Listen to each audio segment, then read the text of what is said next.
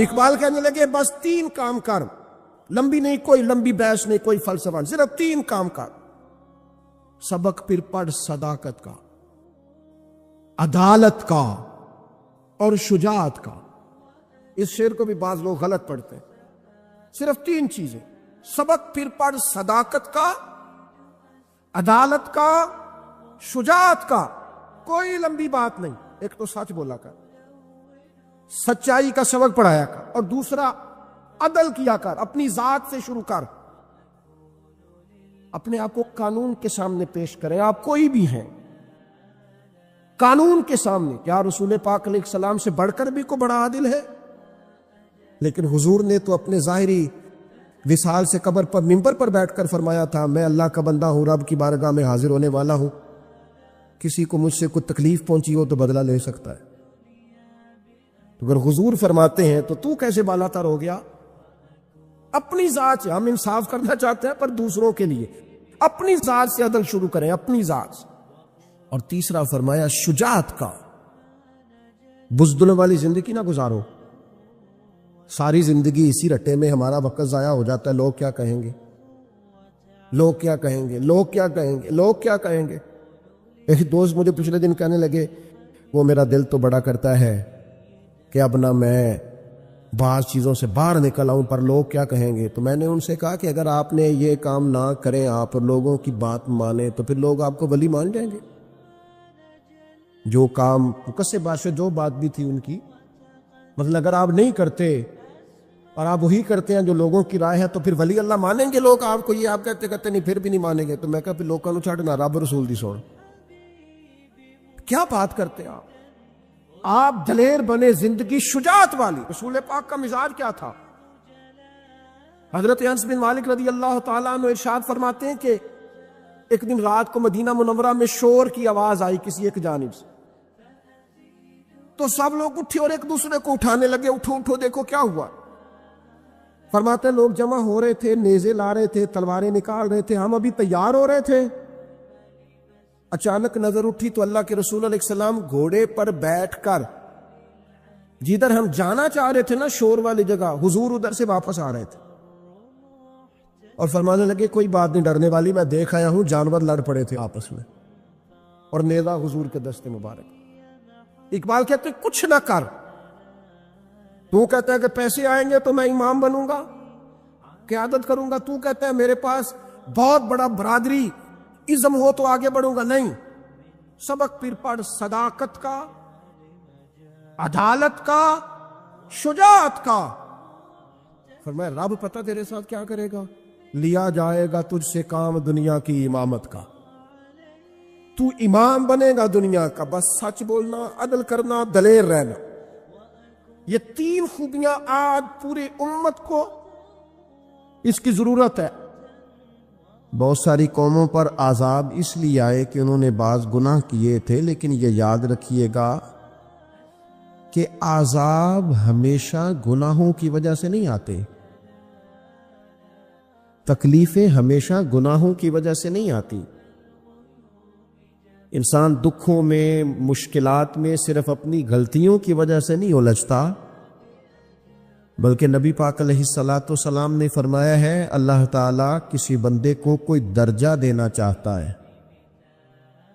اس کے اعمال اس طرح کے نہیں ہوتے کہ اسے درجہ دیا جائے، اللہ اسے کسی مشکل میں ڈال کے اس کے درجے کو بلند فرما دیتا ہے۔ بلندی درجات کے لیے، قرب الہی کے لیے، اللہ تبارک و تعالیٰ کی بارگاہ کی معرفت کے لیے بھی مصائب آتے ہیں۔ آپ دیکھیے نا، نبی پاک صلی اللہ تعالی علیہ وسلم نے فرمایا سب سے زیادہ تکلیفیں انبیاء پہ آتی ہیں، اور فرمایا میں اللہ کا محبوب ہوں، انبیاء کا سردار ہوں، میرے اوپر سب سے زیادہ تکلیفیں آئی ہیں، آزمائشیں آ جاتی ہیں، اور رب فرماتا ہے وَلَنَبْلُوَنَّكُمْ بِشَيْءٍ مِّنَ الْخَوْفِ وَالْجُوعِ، ہم ضرور تمہیں آزمائیں گے، کچھ خوف کے ساتھ، کچھ بھوک کے ساتھ، وَنَقْصٍ مِّنَ الْأَمْوَالِ وَالْأَنفُسِ وَالثَّمَرَاتِ، ضرور تمہیں آزمائیں گے پھلوں کی اور جانوں کی کمی کے ساتھ، اگر تم اس میں ثابت قدم رہے، شکوے نہ کیے، اپنے رب کی رضا پہ تم راضی رہے تو وبشر الصابرین، اے محبوب پھر جو میری رضا پہ صبر کرے انہیں میری جنت کی خوشخبری بھی عطا فرما دے۔ ہم تمہیں ضرور آزمائیں گے، خوف بھی، بھوک بھی، مالوں اور جانوں کی کمی بھی۔ مومن کی یہ شان ہوتی ہے کہ وہ کسی بھی موقع پر اپنے رب سے شکوہ نہیں کرتا، کسی بھی حال میں اپنے رب کی شکایت نہیں کرتا۔ نبی کریم علیہ الصلاۃ والسلام نے فرمایا، اگر اللہ تعالیٰ کسی بندے کو بیمار کرے اور پھر اس بیماری پر وہ صبر کرے اور آنے والوں سے رب کا شکوہ نہ کرے، تو فرمایا اللہ تعالیٰ نے جو گوشت اسے دیا ہوتا ہے اس سے بہتر گوشت اللہ اسے عطا کر دیتا ہے۔ اگر اللہ تعالیٰ کی حکمت غالب ہو اور تقاضا اس بیماری میں اس بندے کے انتقال کے کر جانے کا ہو تو فرمایا پھر اللہ تعالیٰ اسے شہادت کا درجہ عطا فرما دیتا ہے۔ آزمائشیں آ جاتی ہیں، انسان پر مصائب آ جاتے ہیں، دکھ آ جاتے ہیں، تکلیفوں کا سامنا بندے کو کرنا پڑ جاتا ہے۔ اب یہ کہ اس میں اپنے دل کو، اپنی روح کو قرار دیا جائے، اپنے آپ کو اللہ کی رضا پہ کھڑا کیا جائے اور ان حوادث کا مقابلہ کیا جائے، ان چیزوں کو دیکھا جائے اور یہ غور کیا جائے کہ میرا رب اگر اسی بات میں راضی ہے تو یقیناً اس میں اللہ کی کوئی خاص حکمت ہوگی۔ قحط حضرت عمر کے زمانے میں بھی آ گیا تھا، بڑی مشکلات کا سامنا کرنا پڑا۔ تو ان مصائب میں انسان کو تھوڑا سا پہلے تو ہمت کرنی ہے، پھر اس میں کرنے کا جو کام ہے وہ یہ ہے کہ سب سے پہلا کام تو یہ ہے کہ اپنے رب کی بارگاہ میں کھل کے دعا مانگی جائے، اللہ تبارک و تعالیٰ کے حضور التجائیں کی جائیں، دعائیں کی جائیں، رب کریم کو منایا جائے۔ حضرت عمر فاروق رضی اللہ تعالیٰ عنہ کے زمانے میں جب قحط آیا تھا تو حضرت عمر نبی پاک علیہ السلام کے چچا کو حضرت عباس رضی اللہ تعالیٰ عنہ کو لے کے میدان میں نکلے تھے، اور کیا خوبصورت لفظ انہوں نے ترتیب دیے تھے، عرض کرتے تھے مالک پہلے ہم تیری بارگاہ میں محبوب پاک کو لے کے آیا کرتے تھے، آج محبوب نے ظاہری وصال کیا ہے تو تیرے محبوب کے چچا کو لے کے آئے ہیں، تو اے اللہ تو مہربانی فرما اپنے محبوب کے چچا کا صدقہ ہمیں بارش عطا فرما۔ تو بس حضرت عمر نے وہ دعا مانگی، حضرت عباس کو وسیلہ بنایا تو اللہ نے بارش عطا فرما دی۔ اچھا پھر یہ دونوں چیزیں ہمیں حدیث صحیح میں ملتی ہیں۔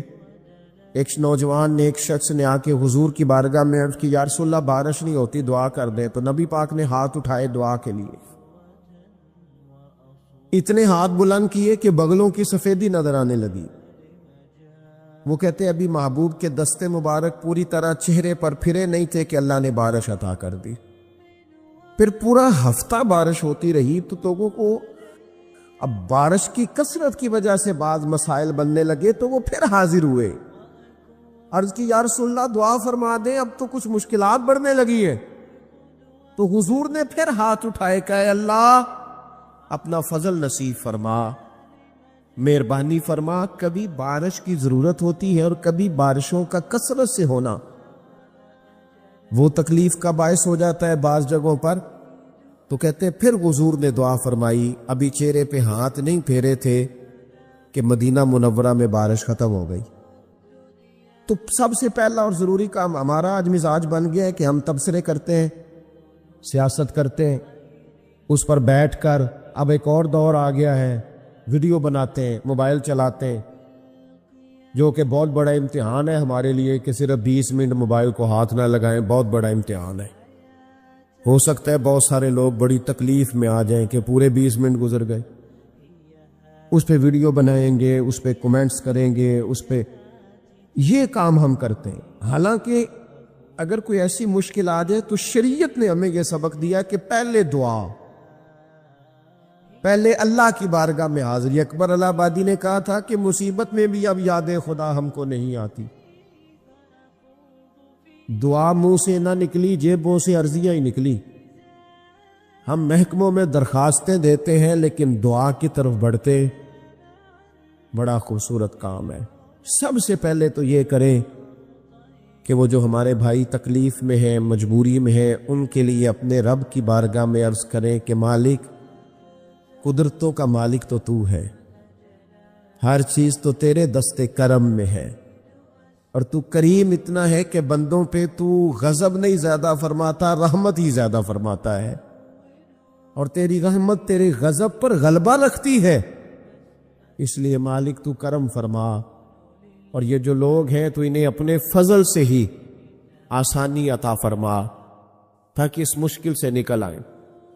جن دنوں قحط آیا تھا نا مکہ مکرمہ مدینہ طیبہ میں حضرت عمر کے زمانے میں، تو حضرت عمر فاروق فرماتے میں نے بغیر گھی کے کبھی کھانا نہیں کھایا تھا، لیکن میں نے قسم اٹھا لی تھی کہ جب تک سب لوگوں کو راشن کھانا میسر نہیں آتا میں بھی گھی نہیں کھاؤں گا۔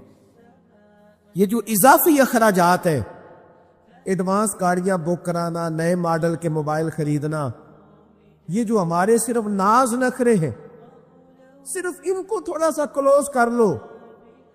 عجیب بات ہے نا، عجیب ظلم ہے نا کہ ایک بچہ رات کو اس لیے کھانا نہیں کھا رہا کہ اس کی مرضی کا پکا ہوا نہیں، اور ایک طرف میرے ہی وطن میں اس ویڈیو نے بھی میری چیخیں نکلوا دی جس میں ایک بیٹی، اور اس کی عمر بھی بالکل اتنی ہے جتنی میری بیٹی کی عمر ہے، اس سے وہ صحافی پوچھتا ہے پاؤں اس کے ننگے ہیں اور پاؤں پہ کیڑے چڑھ رہے ہیں، تو اس سے پوچھتا ہے پتر کیا چاہیے؟ وہ کہتی ہے صرف روٹی کھانی ہے، کوئی مطالبہ نہیں، کوئی مطالبہ نہیں، روٹی دا دکھ نہ پوچھو، یہ روٹی بندہ کھا جا دیجیے، روٹی بندہ کھا جاتی۔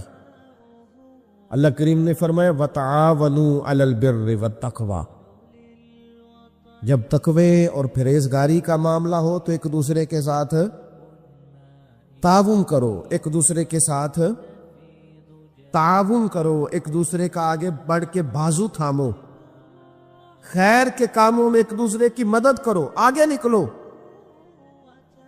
ہو جاتا ہے کبھی کبھی ایسا کہ ایک بھائی کے پاس بہت زیادہ مال ہوتا ہے، دوسرے کے پاس کم ہوتا ہے، اور نبی پاک صلی اللہ تعالی علیہ وسلم نے ارشاد فرمایا کہ یاد رکھنا اللہ تبارک و تعالی اتنی دیر تک تمہاری مدد کرتا ہے جب تک تم اپنے بھائی کی مدد کرتے رہتے ہو، اللہ تمہارا مددگار رہتا ہے۔ اور یہ جو مسلمان ہوتے ہیں، مومن، کلمہ پڑھنے والے، ان کے بارے میں میرے نبی پاک علیہ الصلوۃ والسلام نے فرمایا کہ یہ ایک جسم کی مانند ہے، ایک جسم کی طرح ہے۔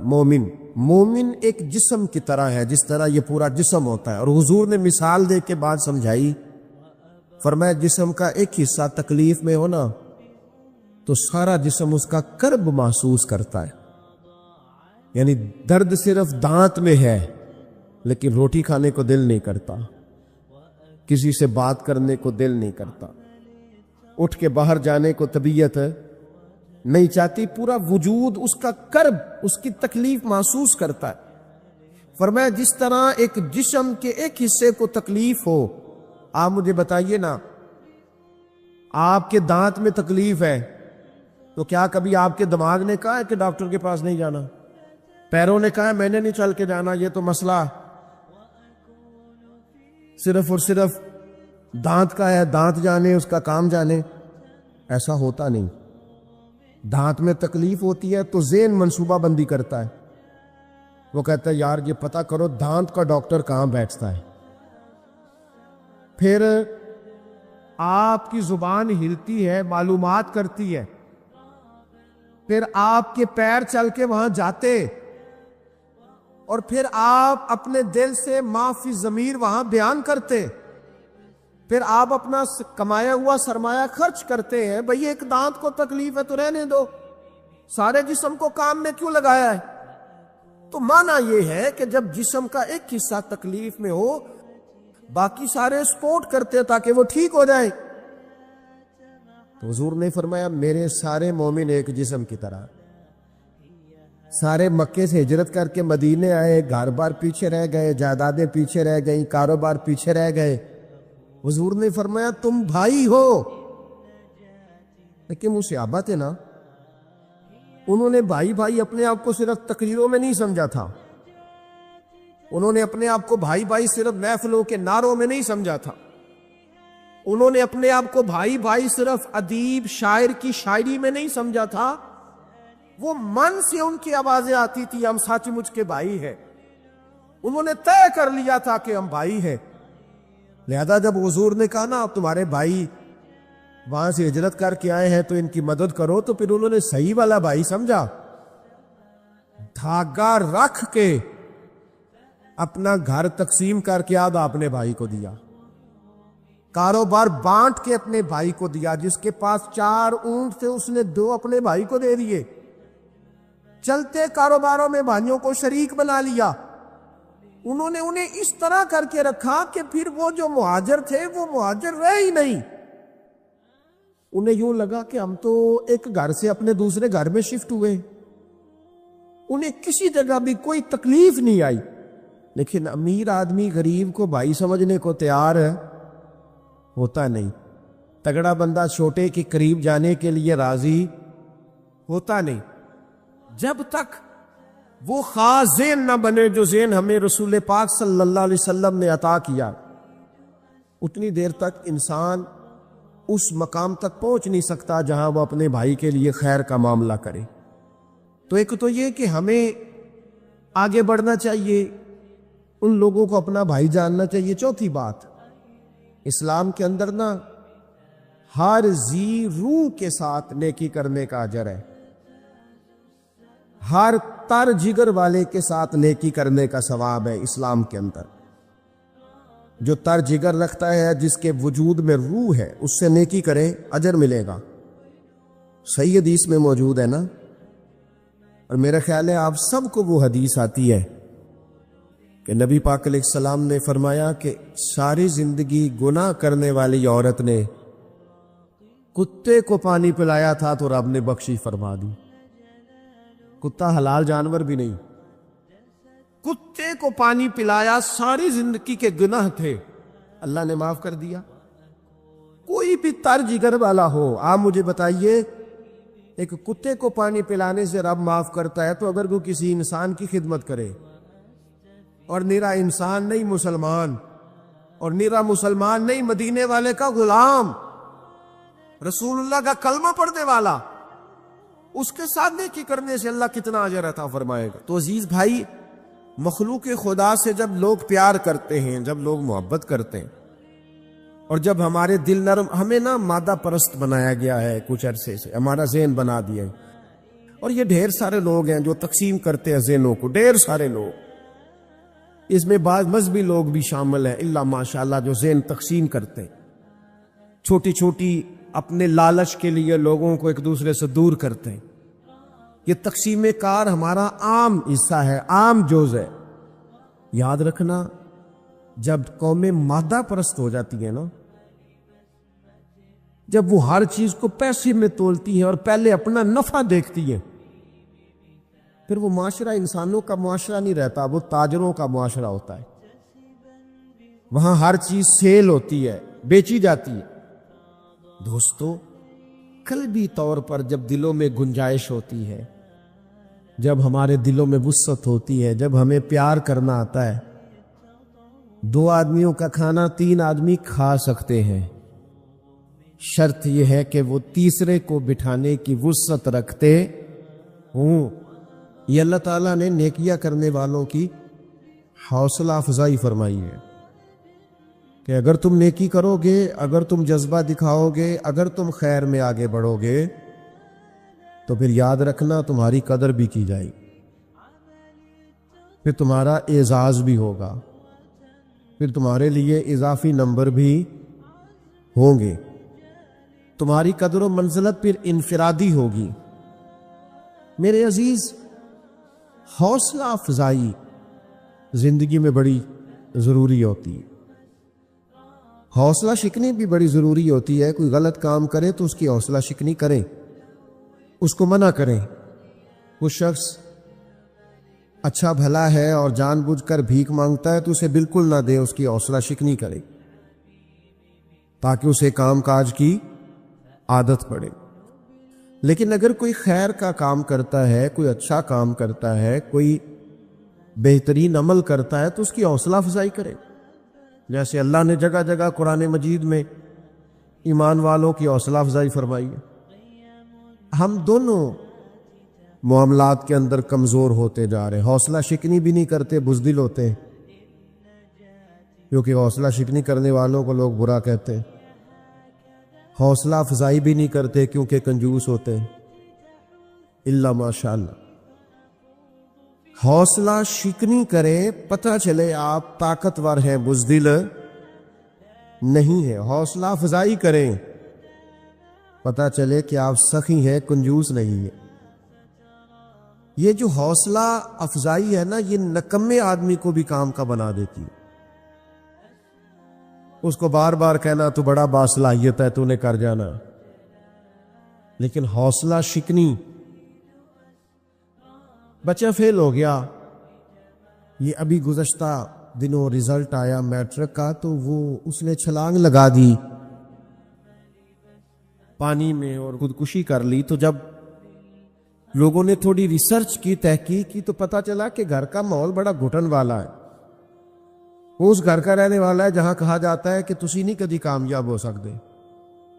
مینوں پہلو ہی پتا سی، میں پہلے سے جانتا تھا تیرا یہی حال ہونا. وہ باتوں کی جو چبھن اسے رزلٹ آتے ہی محسوس ہونے لگی. سارے بچے ذہین نہیں ہوتے، سب کا حافظہ مضبوط نہیں ہوتا، کمزور بھی ہوتے ہیں بیچارے کئی. اللہ تعالیٰ کی توفیق ہے، پیچھے بھی رہ جاتے ہیں بعض اوقات. تو اس بچے نے بیچارے نے اس بات سے ڈر کے کہ اب تو مجھے بڑی باتیں ہوں گی، اور کچھ والدین ایسے ہوتے ہیں وہ تقریر پھر شروع کرتے ہیں تو الا ماشاءاللہ ختم ہی نہیں ہوتی. وہ کہتے ہیں میں تو تیری وجہ سے پورے خاندان میں منہ دکھانے قابل نہیں رہا. دوست پوچھیں گے تو کیا کہوں گا، فلاں کا بچہ کہاں پہنچ گیا. اس کو کمپیریزن کر کے، تقابل کر کے مختلف لوگوں سے احساس کمتری کا شکار کر دینا. اس بچے نے بیچارے نے چھلانگ لگا دی. حوصلہ افزائی کریں. حوصلہ افزائی کی ہر ایک کو ضرورت ہوتی ہے، بچے کی بھی ضرورت ہوتی ہے اور جوان کو بھی ضرورت ہوتی، بوڑھے کو بھی ضرورت ہوتی. ہاں، حوصلہ افزائی کی ان پڑھ کو بھی ضرورت ہوتی اور پڑھے لکھے کو بھی ضرورت ہوتی ہے. حوصلہ افزائی کی ان لوگوں کو بھی ضرورت ہوتی ہے جو کارکن ہوتے ہیں، اور ان کو بھی ضرورت ہوتی ہے جو قائد ہوتے ہیں. حوصلہ افزائی کریں. یہ ذرا قرآن مجید کا انداز دیکھیں نا، اللہ تعالیٰ نے حوصلہ افزائی کی اہل ایمان کی. ان الذین آمنوا وعملوا الصالحات اولئک ھم خیر البریہ. فرمایا جو ایمان لا کر اچھے عمل کرے یہی تو ساری مخلوق سے افضل ہے. ان الذین آمنوا وعملوا الصالحات لہم اجر غیر ممنون.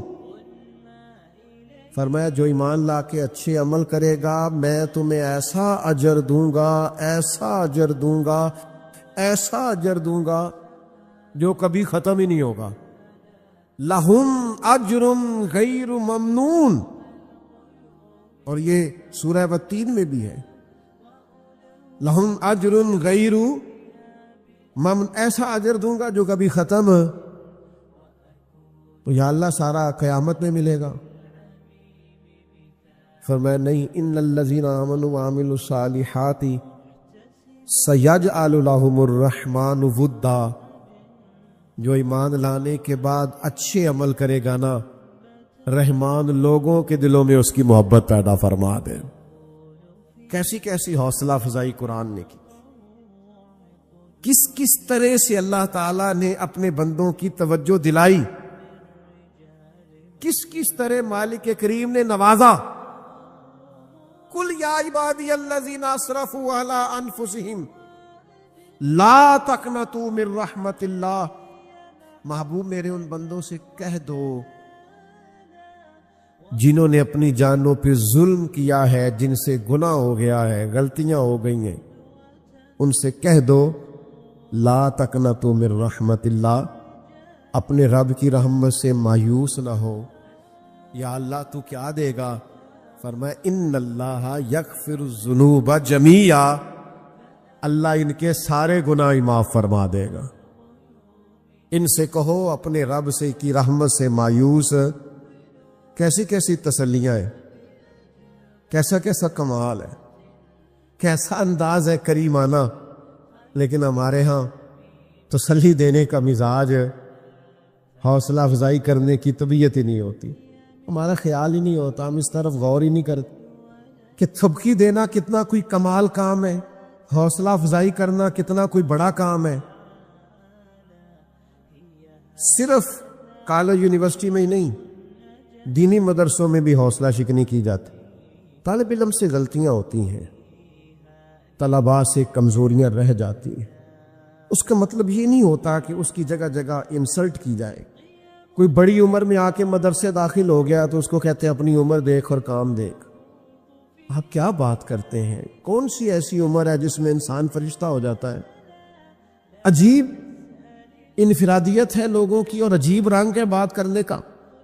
حوصلہ شکنی نہ کریں، مسائل آ جاتے ہیں، کسی گناہگار سے گناہگار شخص کی بھی حوصلہ شکنی منع۔ حضرت ابو ہریرہ رضی اللہ تعالیٰ عنہ نے خاتون کو جب کہہ دیا تھا کہ تمہاری توبہ قبول نہیں ہوگی تو اللہ کے رسول ناراض ہو گئے۔ حضور نے فرمایا تمہیں کس نے اجازت دی ایسی بات کر کے؟ تو جناب ابو ہریرہ پھر ڈھونڈ کے لائے اور آپ نے ان سے معذرت بھی کی۔ تو حوصلہ افزائی کریں۔ آپ کو پتہ ہے بچہ جب چھوٹا ہوتا ہے اور وہ چلنا سیکھ رہا ہوتا ہے، چلنا، تو کس طرح اس کی حوصلہ افزائی کرتی ہے اس کی ماں، اس کا باپ، اس کا دادا دادی، نانا نا، بیٹا آؤ نا، آجو آجو میرا بیٹا، وہ گر جاتا ہے پھر اس کو اٹھایا جاتا ہے۔ اب اگر اس کی حوصلہ شکنی کر دی جائے اس عمر میں کہ تو کبھی بھی چل نہیں سکتا، تو مجھے بتائیے وہ چلنا جلدی سیکھ لے گا؟ تو حوصلہ افزائی کرے، دوسروں کو تسلی دیں، ان کے معاملات کے اندر بہتری لانے کی کوشش کریں۔ ہم 1 منٹ لگاتے ہیں اور حوصلہ شکنی کرتے ہیں، اس کے نتائج ٹھیک نہیں نکلتے، معاشرے کے اندر مایوسی پھیلتی، اور جس سوسائٹی میں ہم رہتے ہیں اس میں تلخ مزاج لوگ، تنگ نظر لوگ، الجھے ہوئے لوگ، پریشان حال اور پریشان خیال لوگ، تو اس کا نتیجہ جو ہے وہ بعض اوقات بڑا سخت برآمد ہوتا ہے۔ میں جو مضمون آپ کو سمجھانا چاہ رہا ہوں کتاب و سنت کی وساطت سے، وہ یہ ہے کہ کوشش کریں اچھائی کا ذکر کرنے کا، حوصلہ، بیجا تعریف نہ کریں، خوشامد نہ کریں، وہ منع ہے، لیکن حوصلہ افزائی کریں۔ آپ دوسروں کی تائید کریں خیر کے کاموں میں، آپ محسوس کریں گے کہ خوشبو پھیلنے لگی ہے، آسانی ہونے لگی ہے، ٹھنڈک ملنے لگی ہے۔ 2 حدیثیں سنے دونوں، امام طبرانی نے روایت کی ہے۔ اللہ کے پیارے رسول صلی اللہ تعالی علیہ وسلم نے فرمایا، فرائض کی ادائیگی کے بعد سب سے افضل عمل کسی مسلمان کے دل میں خوشی داخل کرنا۔ خدا کے بندے تو ہیں ہزاروں اور بنوں میں پھرتے ہیں مارے مارے، پر میں اس کا بندہ بنوں گا جس کو خدا کے بندوں سے پیار۔ سب سے افضل عمل فرائض کے بعد کسی مومن کے دل میں خوشی داخل کر۔ اور نبی پاک صلی اللہ تعالی علیہ وسلم نے دوسرے مقام پر ارشاد فرمایا، جنت کو واجب کر دینے والی چیزوں میں سے، یعنی جو جنت کو ضروری کر دے کسی کے لیے، یہ بھی امام طبرانی روایت لائے، فرمایا جنت کو واجب کر دینے والی چیزوں میں سے سب سے بڑی چیز مومن کے دل میں خوشی داخل کرنا۔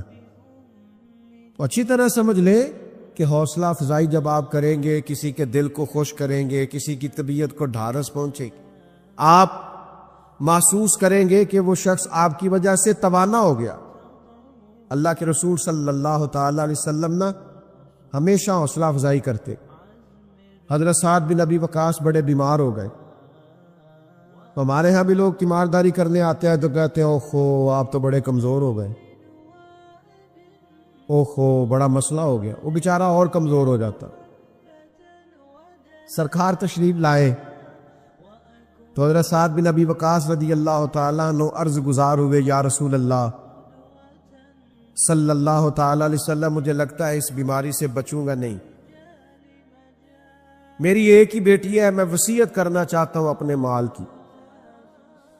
تو نبی پاک علیہ السلام نے نا انہیں مسئلہ بھی بتایا کہ وصیت کیسے کرنی ہے. اور سعد پتہ کہ فرمایا سعد کچھ بھی نہیں ہوگا، ابھی تو اللہ تعالیٰ آپ کی وجہ سے اسلام کا فائدہ کرے گا اور کفر کا نقصان کرے گا، ابھی تو بڑا کام کرنا ہے. حضرت سعد بن ابی وقاص کہتے ہیں ان لفظوں میں کیا طاقت تھی. ظہر کے وقت بات ہوئی، عصر کی نماز میں نے جماعت کے ساتھ ادا. حوصلہ افزائی کرنا، لوگوں کو تسلی دینا، لوگوں کو تھبکی دینا. حضرت محدث اعظم پاکستان ابو الفضل مولانا سردار احمد صاحب رحمۃ اللہ علیہ پہلے سال کے طالب علم کو جو بھی دارابا یادرب کی گردانے پڑھ رہا ہوتا تھا، دارابا کر رہا ہوتا، پہلے سال کا بچہ، اس کو بھی مولانا صاحب کہہ کے پکارتے تھے. مولانا کہاں جا رہے، مولانا کہاں سے آ رہے. تو ایک توانائی اس کے اندر دوڑتی تھی، وہ سمجھنے لگتا تھا کہ میں اب دین کا طالب علم. حوصلہ شکنی نہیں. آپ دیکھیے حضور کسی کی تعریف کرے سبحان اللہ، تو اس کا سادہ سا مطلب یہ ہے کہ اللہ کے رسول حوصلہ افزائی فرما اور حضور مہربانی کر رہے. نبی پاک علیہ السلام نے فرمایا یہ جو معاذ ابن جبل ہے نا، حلال حرام کے مسائل جاننے والا ان سے زیادہ میری امت میں دوسرا کوئی نہیں. سیدنا معاذ ابن جبل کی حضور نے ان لفظوں میں تعریف کی. حضرت عبداللہ ابن عمر کی نبی پاک علیہ السلام نے حوصلہ افزائی فرمائی. فرمایا عبداللہ ابن عمر نیک آدمی ہے، کاش رات کو اٹھ کے تہجد کی نماز بھی پڑھا کرے. بندہ اچھا ہے، نیک ہے، لیکن چاہیے کہ تہجد کی اٹھ کے نماز بھی پڑھا کرے. فرماتے ہیں بس میرے کانوں سے بات ٹکرائی، پھر عمر بار میں نے تہجد نہیں چھوڑی. حضرت ابو عبیدہ بن جراح کو نبی پاک نے فرمایا یہ میری امت کے امین ہے، قربان جائیں. حد ہو گئی حوصلہ افزائی کرنے کی. حضرت سعد بن ابی وقاص فرماتے ہیں جب میں احد کے دن تلوار چلا رہا تھا اور تیر چلا رہا تھا تو حضور فرمانے لگے چلا تیر، میرے ماں باپ تیرے اوپر قربان ہو. کیا حد ہے حوصلہ افزائی. یعنی بات کہاں تک چلی گئی. حضور فرمانے لگے چلا تیر، میرے ماں باپ تیرے اوپر قربان. کمال ہو گئی. نرخ بازار محبت کا انوکھا ہو گیا. دیکھو خود خریداروں میں شامل آ کے مولا ہو گیا. نبی پاک صلی اللہ تعالی علیہ وسلم نے فرمایا چلائیے تیر، آپ پر میرے ماں باپ قربان ہو. تو حوصلہ افزائی، حوصلہ افزائی. آپ کے ذہن میں یہ بات ہونی چاہیے کہ حوصلہ افزائی کتنی بڑی نعمت، کتنی بڑی دولت. اس سے انسان ذہنی طور پر خوراک لیتے ہیں. آپ میدان میں نکلیں، آپ جدوجہد کریں، آپ حوصلہ دیں، ایک دوسرے کا بازو تھامیں. حضور کے مقدس پسینے سے خوشبو مہکا کرتی اور گلیاں اور بازار اس سے مہک اٹھتے. حضرت عتبہ رضی اللہ تعالیٰ عنہ صحابی ہے، 4 بیویاں تھیں. وہ کہتی ہیں کہ ہم ایک سے ایک بڑھ کے خوشبو استعمال کرتی تھی، لیکن سمجھ نہیں آتی تھی کہ ہمارے شوہر کون سی خوشبو لگاتے ہیں. ہم باوجود کوشش کے، باوجود ہمت کے اور باوجود تجسس کے وہ خوشبو نہیں پاتی تھی. تو ایک دن ہم چاروں نے فیصلہ کیا کہ ان سے پوچھ ہی نہ لیں وہ کون سی خوشبو لگاتے ہیں. تو ہم نے پوچھا کہ بتائیے، تو کہنے لگے میں نے تو کبھی لگائی نہیں. تو ہم نے کہا بھئی آپ ایسے ہی تو دعویٰ نہ کیجئے، ہم نے پوری جدوجہد کر لی اور پھر عورتوں کا چیزوں کو تلاش کرنا یہ تھوڑا انفرادی بھی ہوتا ہے، ہمیں وہ رنگ نہیں ملا خوشبو کا، وہ انداز جو آپ کا ہے۔ تو فرمانے لگی اصل بات یہ ہے کہ میرے کمر پر کچھ تکلیف ہو گئی تھی، کچھ ایسی چیزیں ابھر آئی تھی جو تکلیف کا باعث تھی، تو میں پھر حاضر ہوا رسول پاک کی بارگاہ میں۔ تو نبی کریم علیہ السلام نے فرمایا کرتا ہٹائیے گا، تو میں نے کچھ کرتا ہٹایا تو کریم نے دست مبارک پھیرا، بس ظلمت کو ان کے نور نے کافور کر دیا، جس پر پڑی نظر اسے بھی نور کر دیا۔ تو محمد صلی اللہ تعالی علیہ وسلم اللہ کے رسول ہیں، اس پر اتنے دلائل ہیں، یہ اتنا آفتاب سے روشن مسئلہ ہے کہ یعنی آپ شمار کرتے جائیں، آپ گنتے جائیں، آپ سیرت کو پڑھتے جائیں، آپ فضائل کو پڑھتے جائیں، کمالات کو پڑھتے جائیں، تو مرحوم اعظم چشتی کا ایک جملہ اتنا فٹ آتا ہے کہ یہ سارا مضمون اس میں سمٹ جاتا ہے۔ وہ کہتے ہیں تیری حیات پاک کا ہر لمحہ پیغمبر لگے، یعنی لمحہ لمحہ بتاتا ہے کہ آپ اللہ کے سچے رسول ہیں، ایک ایک گزرنے والی گھڑی بتاتی ہے کہ آپ اللہ کے سچے رسول ہیں۔ حضور کا مسکرانا بھی بتاتا ہے کہ سچے رسول ہیں، نبی پاک علیہ السلام کا دیکھنا بھی بتاتا ہے کہ حضور اللہ کے سچے رسول ہے۔ حضور تو کسی پر جلال بھی کر دینا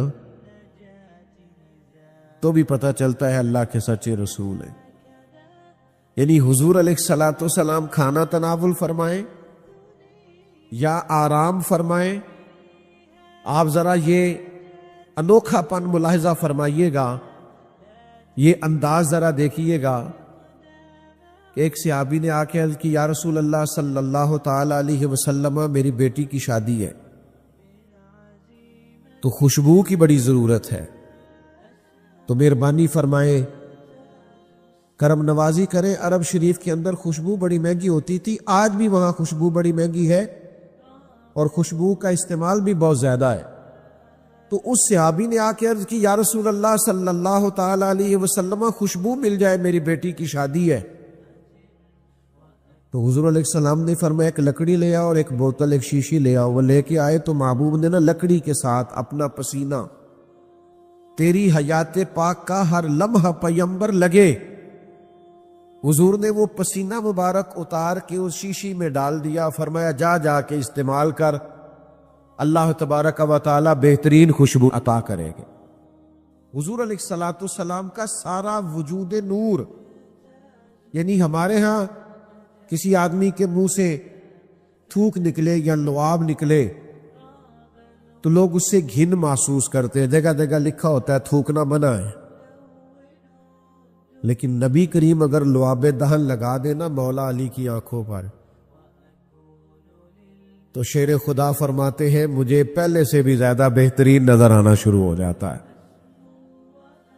اللہ کے محبوب صلی اللہ تعالی علیہ وآلہ وسلم کے پورے وجود نور کو جیسے جیسے دیکھتے جائیں محسوس ہوتا ہے کہ تیری حیات پاک کا ہر لمحہ پیغمبر لگے۔ حضرت عبداللہ ابن سلام رضی اللہ تعالیٰ عنہ فرماتے میں گفتگو کرنے آیا تھا،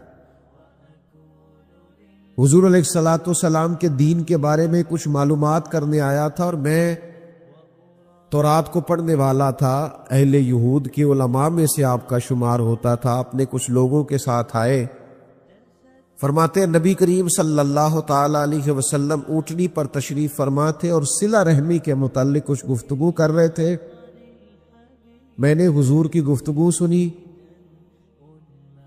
محبوب کا لباس مبارک مہنگا نہیں ہوتا تھا پر نہایت ہی اجلا ہوتا تھا، نہایت سادہ ہوتا تھا، نہایت باکمال ہوتا تھا۔ فرماتے میں نے اونٹ پر بیٹھے ہوئے محبوب کے لباس کا، بات کرنے کا، نفاست کا، ہاتھ اٹھانے کا وہ انداز دیکھا، اور جھکی جھکی نظریں اور معصوم لہجہ اور گفتگو میں سلاست اور روانی اور ٹھہرے ٹھہرے جملے اور لفظوں کا وہ ایک خوبصورت ریتھم، فرماتے ہیں وہ سارے انداز میں نے دیکھے تو میں جو بات کرنے آیا تھا مجھے بھول ہی گئی، لباں تے موراں لگیاں بولن دی جاچ ہی بھول گئی، ایتھے زبانہ تائیں کھولن دی جاچ بھول گئی۔ فرماتے میں کوئی بات ہی نہ کر سکا، جیسے ہی محبوب کے قریب گیا میں نے فوراً عرض کیا مجھے کلمہ پڑھا دے، میں مسلمان ہونا چاہتا ہوں۔ یہ آج جو لوگوں کی طبیعتیں الجھ سی گئی ہیں نا، آج یہ جو بے شمار باتیں، بے شمار گفتگو، سوشل میڈیا کا بے دریغ اور بے ہنگم استعمال، اور ذہن کو ہر وقت تھکائے رکھنا اور طبیعت کو ہر وقت اوور تھنکنگ کرتے کرتے اپنے آپ کو پریشان کر دینا، یہ جو ساری بے چینی ہے، یہ جو سارا اضطراب ہے، یہ جو ساری ہماری طبیعتیں الجھ سی گئی ہے، ہر آدمی کو دوسرا دشمن نظر آتا ہے، ہر ایک کو دوسرا اپنا مخالف دکھائی دیتا ہے، اور معاشرے کے اندر بسنے والا ہر آدمی لالچی دکھائی دیتا ہے، محسوس ہوتا ہے سارے شہرت کے لیے لگے ہوئے ہیں، سارے اقتدار کی جنگ لڑ رہے۔ یہ جو ہماری ساری بدگمانیاں ہیں اس کی بنیادی وجہ یہ ہے کہ ہم ادھر ادھر تو کھل کے دیکھتے ہیں، اپنے محبوب کی بارگاہ کی طرف نہیں دیکھتے۔ ہم جب حضور علیہ السلام کی پرکیف شخصیت کو دیکھیں گے، فضائل دیکھیں گے، کمالات دیکھیں گے، معجزات دیکھیں گے، نعت پاک کی طرف توجہ کریں گے، اخلاق عالیہ کو دیکھیں گے، حسن کردار کو دیکھیں گے۔ دنیا میں وہ لوگ بڑے عظیم ہوتے ہیں جو نبی پاک علیہ الصلوۃ والسلام کی محبت میں پوری طرح محو ہو جاتے ہیں۔ آپ یقین کریں جو دروازہ رسول تک پہنچ جاتے ہیں ان کا سفر ہی ختم ہو جاتا ہے، جو حضور کی بارگاہ تک پہنچ جاتے ہیں ان کے ذہن کی مشقت پھر ختم ہو جاتی، انہیں منزل نصیب ہو جاتی۔ وہ لوگ اس طرح کے ہو جاتے ہیں کہ اب زندگی میں ایک ٹھہراؤ آ گیا، اب سکون نصیب ہو گیا، اب اطمینان قلبی مل گیا، اب مقصود ہاتھ آ گیا ہے، منزل مل گئی ہے۔ نوجوانوں بہت زیادہ نہ الجھا کرو یار، بہت زیادہ پریشان نہ ہوا کرو۔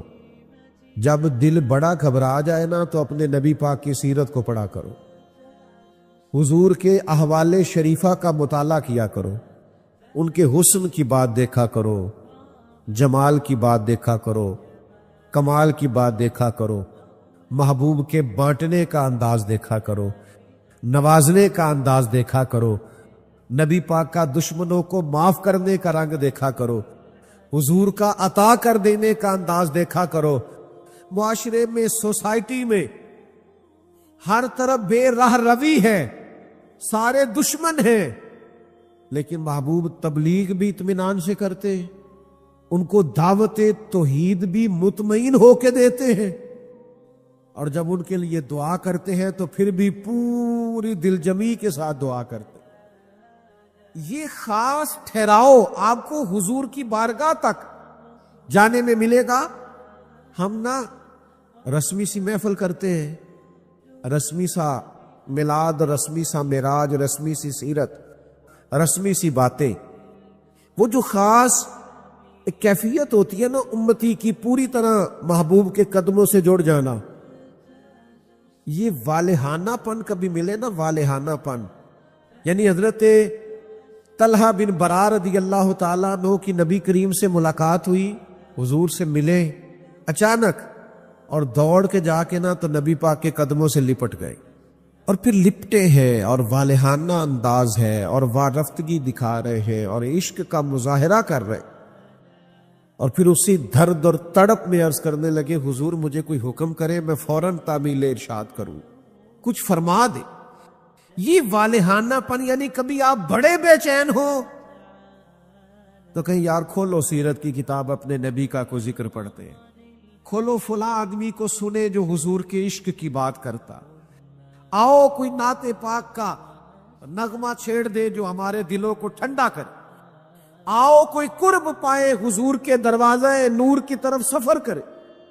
ہم کہاں الجھے ہوئے ہیں، کہاں سکون تلاش کر رہے ہیں، کہاں ہم نے اپنے آپ کو الجھا دیا ہے، کن بے معنی اور بے مقصد باتوں میں ابحاث اور بحثیں کر کر کے اپنے آپ کو پریشان کیے ہوئے ہیں۔ آئیے دیکھیے رسول اللہ صلی اللہ تعالی علیہ وسلم کی زندگی کا لمحہ لمحہ آپ کے کلیجے کو ٹھنڈا کرے گا، آنکھوں کو سکون دے گا، باطن کو پاکیزہ کرے گا، سوچوں کو نکھار دے گا۔ کہہ لینے دو مجھے یہ جملہ، حضور سے پیار کرو، جینے کا بھی مزہ آئے گا، مرنے کا بھی مزہ آئے گا، لطف نصیب ہو جائے گا، سرور نصیب ہو جائے گا، ایک کیف سب میسر آ جائے۔ حضور کی بارگاہ عالی مرتبت تک جڑو، نبی پاک علیہ الصلوۃ والسلام کے اخلاق عالیہ کو اپناؤ، کردار کو سمجھو، حسن تکلم کو سمجھو، نبی پاک علیہ السلام کی باتوں پر غور کرو۔ یقین کرو کبھی کبھی پڑھتے پڑھتے وجد ہو جاتا ہے، کبھی کبھی ان باتوں کو صرف مطالعہ کی نظر سے دیکھیں، سیکھنے کی نظر سے دیکھیں تو ایسے لگتا ہے کہ جیسے روح پرواز کرنے لگی۔ یہ اس طرح کے بھی کمالات ہوتے ہیں، یہ بھی رنگ ہوتا ہے، یہ بھی انداز ہوتا ہے، یہ بھی طور طریقے ہوتے ہیں۔ اور پھر حضور امی ہے، نبی کریم نے دنیا میں کسی استاد سے پڑھا نہیں، حضور سید عالم صلی اللہ تعالی علیہ وآلہ وسلم کسی مکتب میں نہیں گئے، حضور نے کسی مدرسے سے تعلیم نہیں پائی، لیکن جب حضور بات کرتے نا، جب محبوب حکمت کے موتی رولتے نا، جب نبی پاک علیہ الصلوۃ والسلام کوئی کلام کرتے نا، آپ یقین کریں ایسا انوکھا پن، ایسا نرالا فیصلہ، ایسی حکمت اور دانائی سے بھری ہوئی بات، یعنی جو فلسفیوں سے کھل نہ سکی اور نکتہ وروں سے حل نہ ہوئی، وہ بات ایک طیبہ والے نے بتلا دی چند اشاروں سے۔ حضور دو چار اشارے کرتے اور عقدے کھل جاتے۔ ایسی دانائی والی بات، ایسی قیمتی بات، ایسی انوکھی بات محبوب بیان کرتے۔ حضرت سعد بن عبادہ رضی اللہ تعالیٰ عنہ کے پاس نا فتح مکہ کے موقع پر جھنڈا تھا، وہ علم بردار تھے، جن کے پاس جھنڈا ہوتا تھا وہ آدمی سب سے آگے آگے ہوتا تھا۔ اب ایک وقت ایسا آیا کہ صورتحال اس طرح کی بن گئی کہ حضرت سعد بن عبادہ کو اس منصب سے ہٹایا جائے گا۔ بڑا مشکل فیصلہ ہے، انہوں نے کوئی ایسی معاذ اللہ غلطی بھی نہیں کی، لیکن حالات ایسے آ گئے ہیں کہ جناب سعد ابن عبادہ کو ہٹانا پڑے گا، ان سے جھنڈا لیا جائے گا۔ صحابہ بڑے پریشان ہیں کہ حساس آدمی ہے، ان کی خدمات بہت زیادہ ہیں، کس طرح ان کو ہٹائیں گے، کیا کریں؟ نبی کریم کی بارگاہ میں عرض گزار ہے، یا رسول اللہ کیسے ہٹائیں حضرت سعد ابن عبادہ کو؟ اور کیفیات اور حالات بھی ایسے ہیں کہ ہٹانا بھی پڑے گا۔ آج کل نا بہت سارے لوگ کام تو کرتے ہیں پر دانا نہیں ہوتے، جذباتی فیصلے، جذباتی باتیں، ایموشنل گفتگو، وقتی طور پر چیزوں کو بہتر کرنا، اور بس وقتی طور پر آج گزارا ہو کل دیکھی جائے گی، لیکن چیز کی گہرائی تک، اس کی اصل تک نہیں اترتے، اس کے سارے لوازمات کو نہیں دیکھتے، قبل از وقت منصوبہ بندی نہیں کرتے۔ ہمارا مزاج نہیں ہوتا، ہم ٹھہراؤ اپنی زندگی میں نہیں لاتے۔ نبی پاک چونکہ اللہ کے رسول ہیں، ہر لمحہ حضور کا پیغمبر لگتا ہے۔ اب حضرت سعد ابن عبادہ کو ہٹانا ہے اور ان کی جگہ کسی اور کو مقرر کرنا ہے، اور بندہ بھی بڑا حساس ہے اور بات بھی کوئی ایسی نہیں، تو کیا کرے؟ پتہ ہے نبی کریم علیہ السلام نے کیا کیا؟ حضور فرمانے لگے کوئی پریشانی نہیں، ہٹا دیتے سعد ابن عبادہ۔ حضور نے بلایا، فرمایا سعد میرا ارادہ بنا ہے کہ جھنڈا آپ سے لے لیا جائے۔ حضرت سعد ابن عبادہ نے ابھی گردن جھکائی تھی تو حضور فرمانے لگے میرا ارادہ ہے آپ سے لے کے آپ کے بیٹے کو دے دیا جائے۔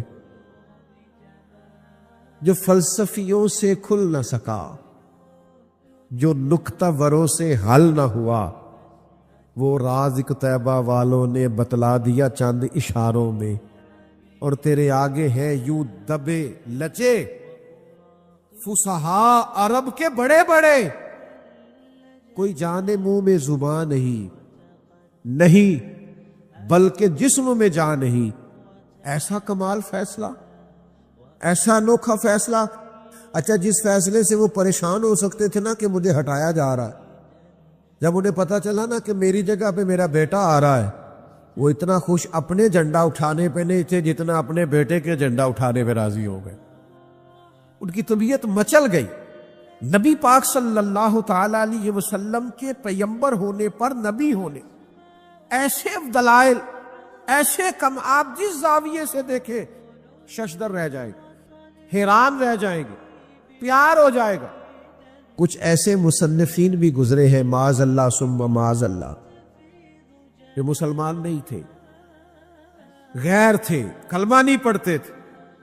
معاذ اللہ استغفر اللہ، نقل کفر نہ باشد. تنقید کی اینک لگا کے انہوں نے حضور کی سیرت کو پڑھا، لیکن اس نظر سے پڑھا پھر بھی مدینے والے کے غلام ہو گئے. یہ کہنے پر مجبور ہو گئے کہ نہ بھائی ایسا کوئی محبوب کہیں ہوگا نہ کہیں ہے، بیٹھا ہے چٹائی پہ مگر عرش نشیں ہے. نبی پاک علیہ السلام. پھر ایک اور بات، حضور امی ہے لیکن ایسی کمال بات کرتے، ایسا انفرادی فیصلہ کرتے کہ دنیا حیران رہ جاتی. پھر جو عظمت کردار ہے نا، بلندی کردار، مجھ سے ناراض نہ ہوئیے گا، بہت سارے لوگ ہیں جو باتیں بڑی زبردست کرتے ہیں، گفتگو میں کوئی ان سے جیت نہیں سکتا.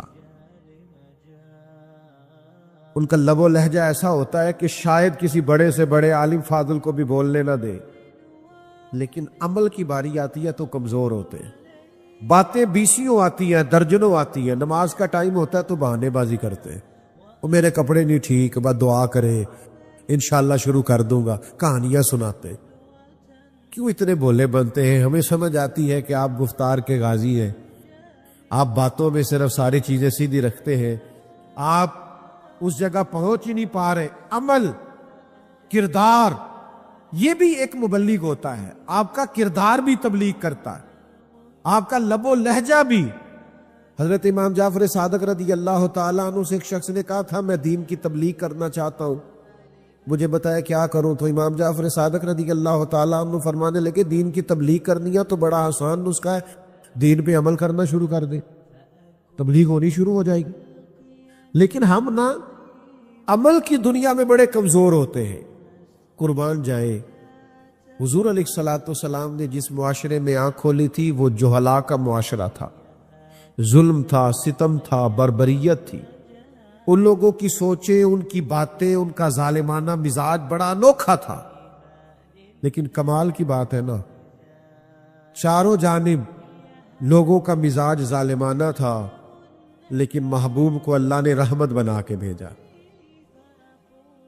ہر طرف لوگ نا انصافی کی بات کرتے تھے، لیکن محبوب نے انصاف کے بول کو ہمیشہ بالا رکھا، اس ترازو کو ہمیشہ بلند رکھا.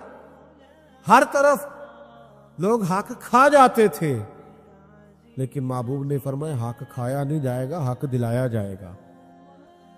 کردار دکھایا، کردار.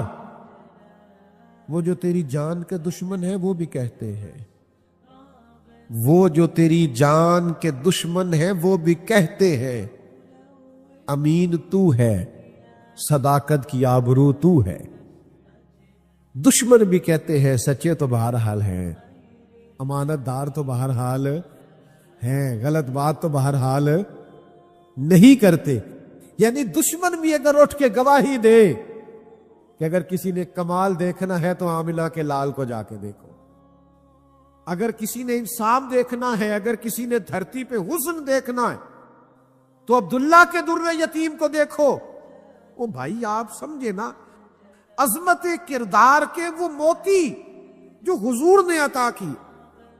دیکھیے باہر والوں نے جب دلیلیں مانگی تو حضور نے معجزات دکھائے، اور جب اپنوں نے دلیلیں مانگی، مکے والوں نے، قریش والوں نے، اپنے قبیلے والوں نے دلیل مانگی، آپ نبی ہے تو دلیل کیا ہے؟ تو اللہ کا قرآن کہتا ہے کہ محبوب نے کہا فَقَدْ لَبِثْتُ فِيكُمْ عُمَرًا مِّن قَبْلِهِ أَفَلَا تَعْقِلُونَ، اور میں نے تمہارے بیچ عمر گزاری ہے ساری، تمہیں عقل نہیں؟ میں کوئی باہر سے نہیں آیا، میں نے 40 سال تمہارے اندر گزارے ہیں، میرے جیسا کوئی سچا ہے تو دکھاؤ، کوئی دیانتدار ہے تو دکھاؤ، کوئی پاکیزہ مزاج ہے تو دکھاؤ، کوئی اس طرح کا ستھرا ہے تو دکھاؤ، کوئی اس طرح کا مزکی ہے تو دکھاؤ۔ تمہارے بیچ میں نے وقت گزارا ہے۔ باقیوں کو نبی پاک نے معجزات بطور دلیل دیے، اور جب اپنوں نے دلیل مانگی تو حضور نے فرمایا میری سیرت دیکھ لو، میرا کردار دیکھ لو، میرے شب و روز دیکھو۔ فقد لبثت فیکم عمرا من قبل، میں نے اس سے پہلے عمر کا حصہ تمہارے بیچ گزارا ہے۔ افلا تعقلون، تمہیں عقل نہیں؟ دوستو تھوڑا سا نا کردار پر بھی توجہ کرنی پڑے گی۔ عید مبارک کس نو آکھاں، کیویں سونے کپڑے پاواں، دور ہے میرے دل دا ماہی، میں کیویں عید مناواں،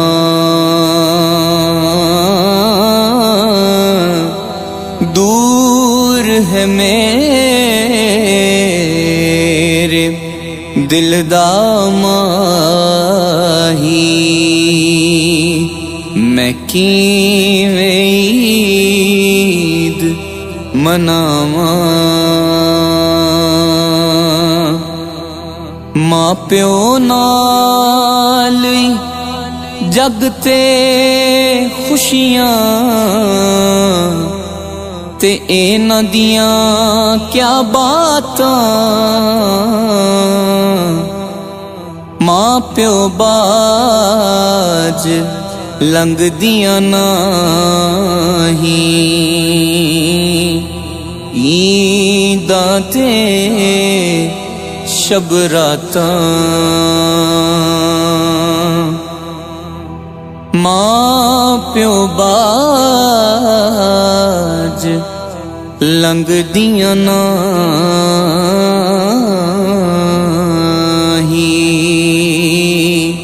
عیداں تے شب راتاں، تے جنہاں دے نہیں جگ تے ماں پے، او اتھرو پونجن آپے، خوش قسمت او لوگ جنہاں دے جیوندے ہون ماپے، خوش قسمت او لوگ جنہاں دے جیوندے ہون ماپے، وچ پردیساں لنگ دیاں نہیں،